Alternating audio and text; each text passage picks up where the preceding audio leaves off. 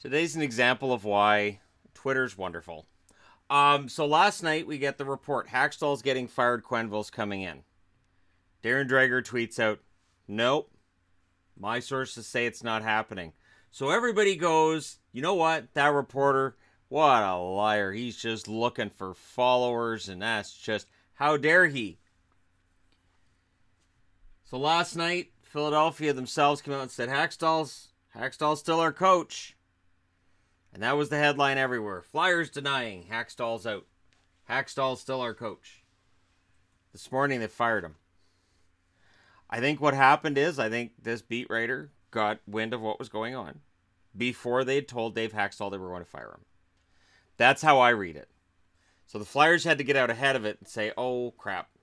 Not that Hakstol couldn't have seen this coming. He had to have seen this coming.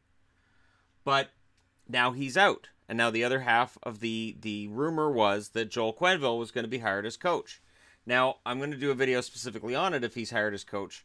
But clearly, this rumor yesterday that I did the report on turns out to be true. It's been proven 50% so far. We'll see how the other 50% works out. Now, on other Flyers news, Anthony Stolarz has been placed on IR. He's probably out for 2 to 4 weeks, which means they've recalled Carter Hart. Yep, we're going to throw Carter Hart to the Wolves. And honestly, Hart, let's hope this is a good move. I can't believe that Chuck Fletcher would call up Carter Hart, to be honest. That he couldn't find anybody with a spare goaltender somewhere, that he doesn't have to call up a kid who's probably not NHL ready, who symbolizes the future in net to Flyers fans everywhere. And now he's the guy. Potentially. He's the backup to Neuwirth, I guess, is the only one that's not hurt, I guess. I don't know. No, Lyon. I guess Lyon. Oh, God. Yeah. So, wow. Philly. That's quite the goaltending you got there. The future's now. So hopefully whoever they hire as a coach can also double as the goaltender. Hey, it was done in the 40s and 50s. Can happen again. Actually, it was the GM, but they fired the GM that could have been a goaltender. Anyways, also in the news, Ken Hitchcock's upset about McDavid not getting calls. Nothing to see here. This is standard behavior. Veteran coaches do this all the time. And I'm not saying he's not genuinely upset, but a good way to make sure that in the next game you get those calls is to call out officials from the game before. Was Vancouver hooking Holden basically harassing McDavid? Yeah, probably. Because you'll do as much against a star player as you are allowed to do, which is why during the clutch and grab style of the late 90s, early 2000s, nobody was getting 100 points. Virtually nobody was getting 50 goals at times during that period. And superstars, there were superstars, but they didn't quite have the highlight reel moves and goals that they had in the previous generation or that they have now, because they didn't have the space. So if a team is allowed to harass Connor McDavid, they're going to. And so if the Canucks got away with it last night, Hitchcock calls him out. He's doing that knowing next game he should get those calls. So keep an eye on the penalties in the next game and see if things go the other way if Edmonton ends up getting a bunch of power plays. 3 stars of the week: Alex Ovechkin, of course, Mark Scheifele, yep, and Jack Eichel. No argument with those three. They all had fantastic weeks. So Washington, Winnipeg, Buffalo, pretty solid, pretty fantastic. And the NHL right now, there are so many, and this definitely attached. These are 3 superstar players right here who are being given the space and the time to do what they do. Ovechkin would have got mugged so badly in the late 90s, early 2000s for playing this way. And I am aware of when he came into the league. He came into the league right after that lockout wiped out that season. If he'd played prior to that, I think we would have seen quite different totals, because there just wasn't the room. Ryan Dzingel hurt his arm at practice. I haven't heard anything more about it. I haven't seen him being on IR or anything.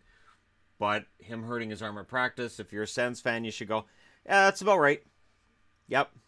It's about right. Corey Schneider's on IR with an abdominal strain, which means Mackenzie Blackwood's been called up. So the bad season just gets worse for Corey Schneider. Now he's hurt again. And this is just... It feels to me like Corey Schneider's career's on its last legs. And New Jersey is likely listening to calls. Anybody want to call on Schneider? And I'm guessing the phone's not ringing right now. John Gillies was returned to the AHL. Should be an I in there. It doesn't matter. Gillies was returned to the IR. This is a return to the AHL. This is why I didn't really report on it when Gillies was called up. No, that's just going to drive me nuts. But, or no. No. I'm thinking of like Clark Gillies. I am going to... No, I was right. Write all these names down. It's like, all right, now did I get that one wrong? No, I got it right. Yeah, it's correct. Like the whole Turd Ferguson thing. Anyway, not going to that Saturday Night Live thing. So Gillies returned to the AHL. He didn't play a minute. And that's why the whole... If a guy's day-to-day, I don't really report on it. Scott Darling was returned to the AHL. Of course, he had the one start when he came up. Now he's back down in the minors. And good news for Minnesota fans. Mikko Koivu returns on Tuesday. So he returns tomorrow. And Matt Dumba's out at least a week. He will not play this week.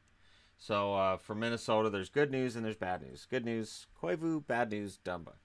And overall, if you're a Flyers fan, how do you feel today? You're on your, fifth and sixth goaltenders.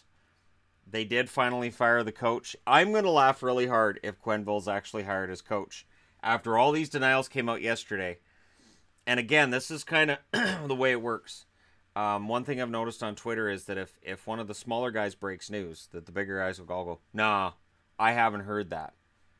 And I think there's a hierarchy in there. I haven't really seen it personally, but I would love to discuss this with some of the smaller guys and just ask, is there a hierarchy among the media where if you're one of the small guys and you're breaking the news, it kind of makes them feel somewhat threatened or something? Like, it's weird how this whole thing has been done.